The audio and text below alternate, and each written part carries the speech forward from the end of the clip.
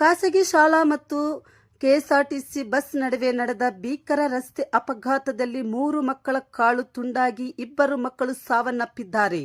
Raichur September 5 ಶಾಲಾ bus ಹಾಗೂ ಸರ್ಕಾರಿ ಬಸ್ ನಡುವೆ ಸಂಭವಿಸಿದ ಭೀಕರ ಅಪಘಾತದಲ್ಲಿ ಶಾಲಾ ವಿದ್ಯಾರ್ಥಿಗಳು ದಾರುಣವಾಗಿ ಸಾವನ್ನಪ್ಪಿರುವ ಘಟನೆ ರಾಯಚೂರು ಜಿಲ್ಲೆಯ ಮಾನ್ವಿ ತಾಲೂಕಿನ ಕಪ್ಪಗಲ್ ಗ್ರಾಮದ ಬಳಿ ನಡೆದಿದೆ. ಶಾಲೆಗೆ ಹೊರಟಿದ್ದ ವೇಳೆ ಮಾನ್ವಿ ಹೊರವಲಯದಲ್ಲಿ ಶಾಲಾ ಬಸ್ಗೆ ಮಾನ್ವಿಯಿಂದ ರಾಯಚೂರು ಕಡೆಗೆ ಹೊರಟಿದ್ದ ಕೆಎಸ್ಆರ್ಟಿಸಿ ಬಸ್ ಡಿಕ್ಕಿ ಆಗಿದೆ.